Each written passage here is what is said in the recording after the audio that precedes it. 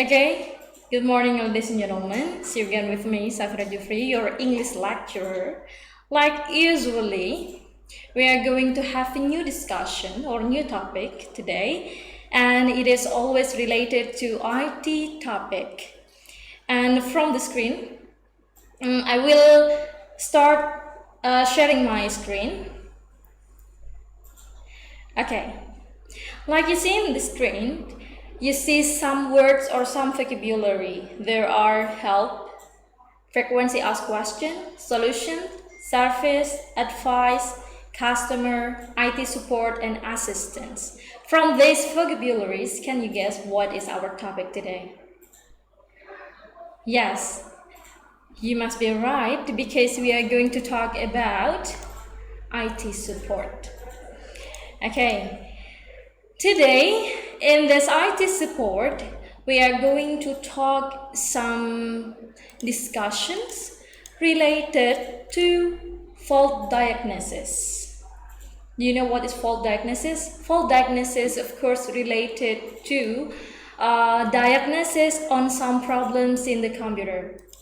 So here we are going to have two diagnoses. The first one is related to software repair, and the second one we are going to talk about hardware repair. I believe every one of you must be familiar with this software repair because you are now in the second semester, and software is your familiar term, right?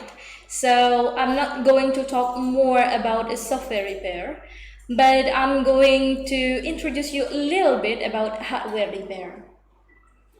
And here on the screen you can see that there are some examples on the problems related to software and hardware problems. On the screen you can see the example for software problem is, the first one is Word file won't open in Office, and the second one is recovering a deleted file.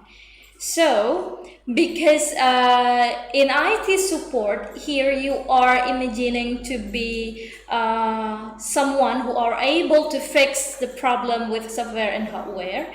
So here, in this topic, you are going to pretend like you are an IT support officer or you are a customer service.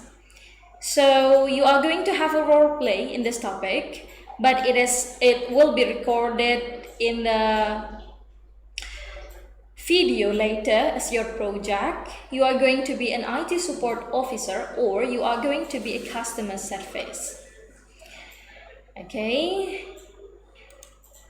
Now we go to vocabulary that we are going to learn in this topic. There are many vocabularies.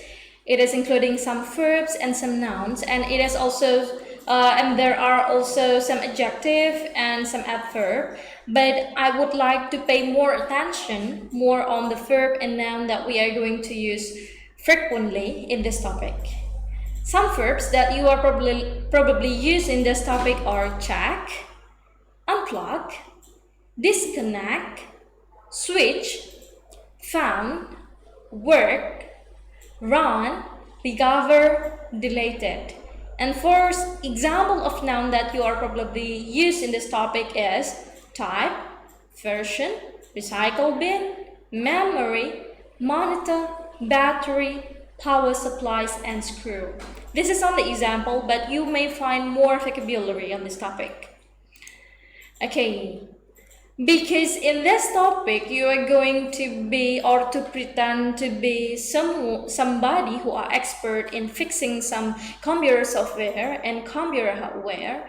Of course, you need to form a question to know what exactly happened to your customer computer or laptop. So the most important thing is you should form a correct question. And here on the screen you see that I have two columns. On my right and left column there are two types of question. The first one is yes no question And the second one is information question. We already talked about this last semester, but I'm going to refresh a little bit about this type of question. So the first one, yes no question. As its name, yes no question, of course, if you use this type of question, you only need your listener or your audience or the person you are speaking to say yes or no only. You don't need more answer or more information. Yes and no is more than enough.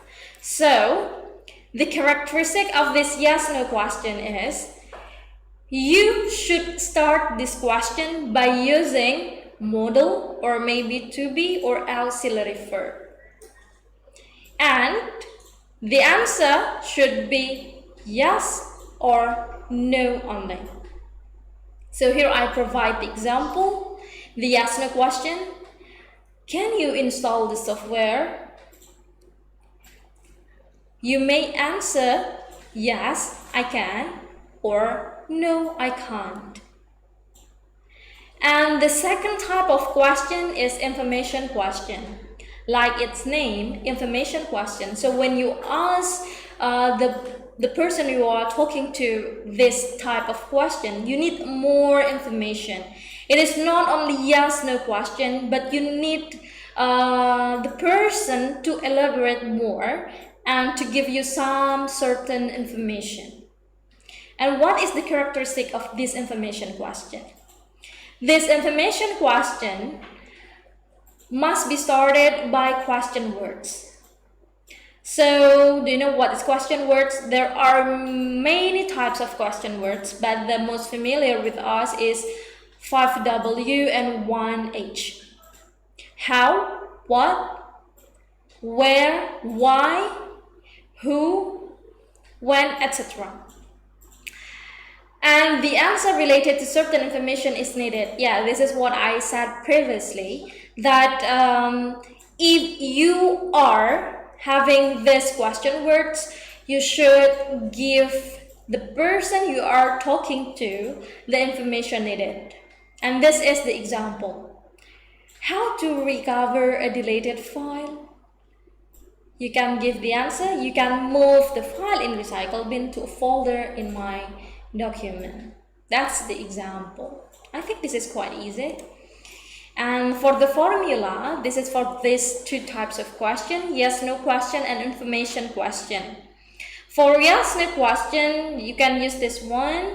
The verb can vary from verb 1, verb 2, or verb 3, or verb in. It depends on the first modal or to be or auxiliary verb that you use. So if you use modal, you should use verb 1. If you use to be, you should use verb 3 or verb in. It depends on the context question. How about the question word or information question? In information question, you should use question word first, and then after that, it should be followed by modal, to be, auxiliary verb, and subject. And this, the form of the verb should be in line with the modal to be auxiliary verb that you used previously. Okay. In this topic, when an IT support officer or a customer service want to ask their customer or their maybe office mate whether they have done some step or they have done something to their computer before they solve the problem by contacting you, you can ask them by using present perfect tense. And again, we already discussed this in the last semester. We just have a refreshment. So for the positive statement, you can have subject, have, has, verb 3 plus object. I give you the example there. I have unplugged the computer. I as a subject, have as modal, unplug verb 3, and the computer as an object. And for the negative sentence, it is quite easy because you just need to put not after have or has. So the sentences will be, I have not unplugged the computer. And how about the interrogative sentence? This is quite easy because you just need to move have or has in the beginning of the sentence. So the sentence, the interrogative one will be, have you unplugged the computer? Or has she unplugged the computer? Remember that the use of have and has is differentiated to the subject. So if you have subject I, you, we, they, you should use modal have. But if the subject is he, she, it, you should use has. If you have further question, you can text me. Okay, now we go to the hardware repair tools because we are going to talk a little bit about hardware repair. I'd like you to know some of the tools used to repair the hardware. And in your ebook, you can directly open page 56. So you can open page 56 on your ebook. It is English for Information Technology Level 1. There in reading 1, you see a picture. Okay, wait. Yeah, you see this picture on the ebook on reading 1, but there's no label for these tools. You can browse or surf the internet to find the name if you are not familiar with the tools, but I believe some of you must be very familiar. Okay, I'll give you one example. We need all of these tools when we are going to repair some computer hardware. Let me introduce you one of them. Okay, the name of this tool is insertion or extraction clipper. So when do we use this tool? Do you know? When will we use this tool? Okay, here's the use. This tool is used for inserting and removing fiber connectors in tight spaces. So if you need to insert and remove fiber connectors, you should use this insertion tool. Okay, I'll give you one more example of hardware repair tools. Okay, this one. Pliers. Do you know what pliers for? Here is the usage of pliers. Pliers is used to hold objects, cut or bend tough materials. So if you need to work with tough materials in the computer, you will need these pliers. You can find the name and the usage of this tool by doing vocabulary 3 on page 56. You are going to do the exercises later in e-learning, okay? Okay, in the previous slide, you see this is used for and used to. Do you know what is the difference actually between used for and used to?